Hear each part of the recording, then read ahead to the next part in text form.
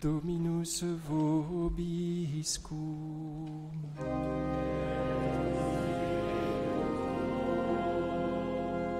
Sequentia Sancti Evangelii secundum Lucam.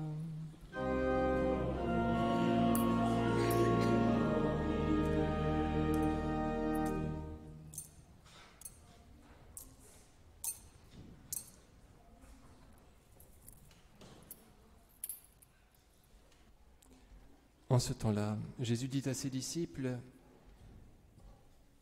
il y aura des signes dans le soleil, la lune et les étoiles, et sur la terre une angoisse des nations, affolées par le fracas de la mer et des flots. Les hommes suffoqueront de frayeur dans l'attente de ce qui vient sur le monde, car les puissances des cieux seront ébranlées.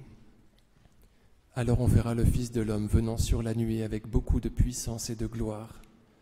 Quand ces choses commenceront d'arriver, redressez-vous et relevez la tête, car elle approche votre délivrance. Et il leur dit une parabole: voyez le figuier et tous les arbres, dès qu'ils forment leurs fruits, vous comprenez que déjà l'été est proche. De même, quand vous verrez arriver ces choses, comprenez que le royaume de Dieu est proche. En vérité, je vous le dis, l'âge présent ne passera point que tout ne soit arrivé. Le ciel et la terre passeront, mes paroles ne passeront point.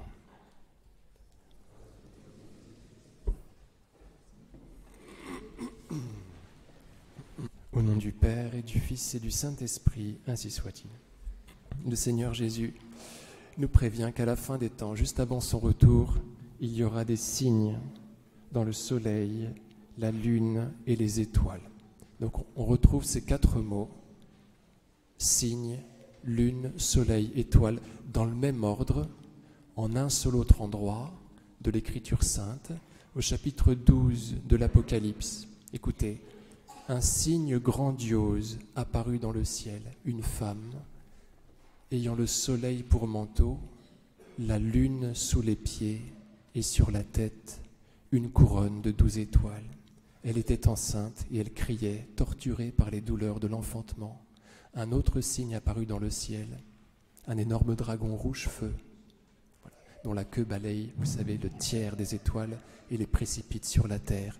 Il est là posté devant la femme, dans l'espérance de pouvoir croquer l'enfant quand il naîtra, parce que la femme est enceinte.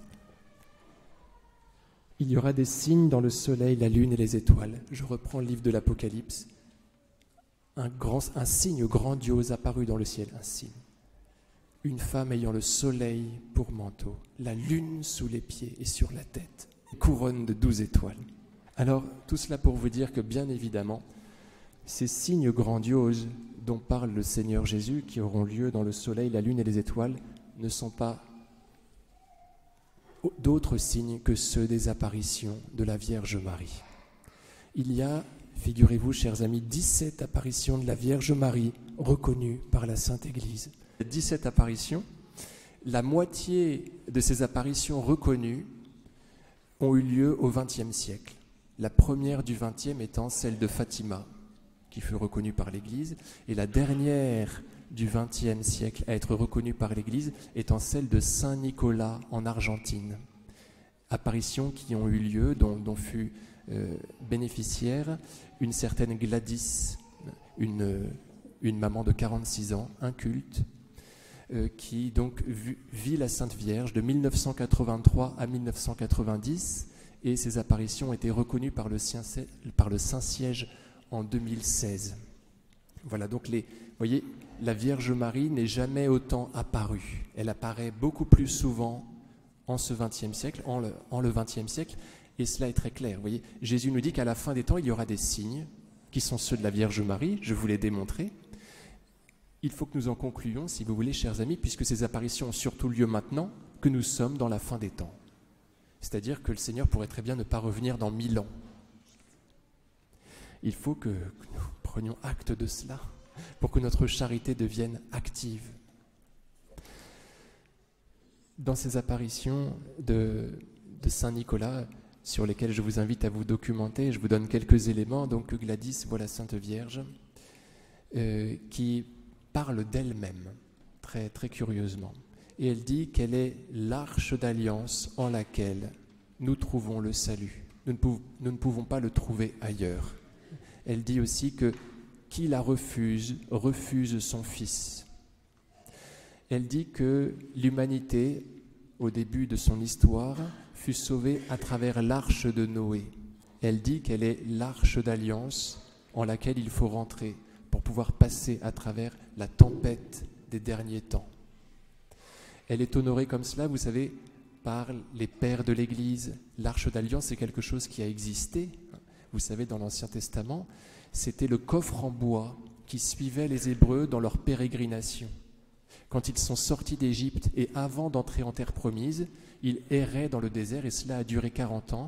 Ils étaient accompagnés par cette arche d'alliance, ce coffre en bois à l'intérieur duquel il y avait les tables de la loi que Moïse avait reçues de Dieu au début de ses pérégrinations sur le mont Sinaï, les tables de la loi, donc la parole de Dieu. Et il y avait aussi dans ce coffre un petit peu de la manne, un petit peu du pain de vie qui germait tous les matins pour la nourriture des Hébreux. Autrement dit, dans ce coffre en bois, il y avait la parole et le pain de vie. Et c'est pour cela que les pères de l'Église, les premiers commentateurs de l'Écriture, ont vu dans cette arche d'alliance une préfiguration de la Vierge Marie. Cette arche d'alliance, vous savez, au moment où on arrive en terre promise, elle est portée par les Lévites qui la portent dans le lit du Jourdain, qui est la frontière naturelle de la terre promise. À ce moment-là, les eaux cessent de couler et les eaux qui sont en aval poursuivent leur course. Et voilà que le lit du Jourdain est découvert, est mis à nu et que les Hébreux peuvent le traverser en doublant l'arche d'alliance qui attend que tout le monde soit passé pour passer à son tour. Autrement dit, la Vierge Marie nous sauve. Elle rentre dans le fleuve, c'est-à-dire dans les forces du mal, pour les bloquer, pour nous assurer un passage sûr. Et c'est ensuite, à son tour, qu'elle fait le passage vers la terre promise. Donc, à Saint-Nicolas, en Argentine, la Vierge Marie dit qu'elle rappelle cette juste interprétation des Écritures anciennes, qu'elle est vraiment cette arche d'alliance. Et comme il a fallu se réfugier un temps dans l'arche de Noé pour être sauvé, il faut se réfugier maintenant à l'intérieur d'elle pour passer à travers la tempête de cette vie. La tempête des derniers temps dans lesquels donc nous sommes bien évidemment. Une dernière chose, le Seigneur Jésus livre une petite parabole sur le figuier. Le figuier, comme je le dis souvent, c'est l'arbre de la miséricorde. C'est l'arbre par le biais duquel le Seigneur remédie au malaise d'Adam et Ève après qu'ils lui ont désobéi, souvenez-vous. Ils entrent dans un profond malaise et par les larges feuilles du figuier, ils peuvent se cacher. Donc c'est l'arbre de la miséricorde. Le Seigneur Jésus dit cela. Voyez le figuier et les arbres, dès qu'ils forment leurs fruits, vous comprenez que déjà l'été est proche. De même, quand vous verrez arriver ces choses, comprenez que le royaume de Dieu est proche. Autrement dit, voyez, le figuier est l'arbre des derniers temps. En tout cas, c'est l'image à laquelle le Seigneur a recours pour nous parler des derniers temps. Le Seigneur veut que nous voyions sa miséricorde à l'œuvre. La miséricorde de Jésus n'a jamais été autant distribuée, autant bradée. Je ne sais pas si j'ai raison de dire cela. En tout cas, il veut que nous en profitions. Nous sommes dans le temps de la miséricorde, dans le temps du figuier, que le Seigneur nous demande de bien vouloir voir. Donc il faut capter cette miséricorde, et cela rejoint ce que je vous disais précédemment, puisque la Vierge Marie, vous savez, est honorée comme Mater Misericordiae, et aussi comme Refugium Peccatorum, comme Mère de miséricorde et refuge des pécheurs.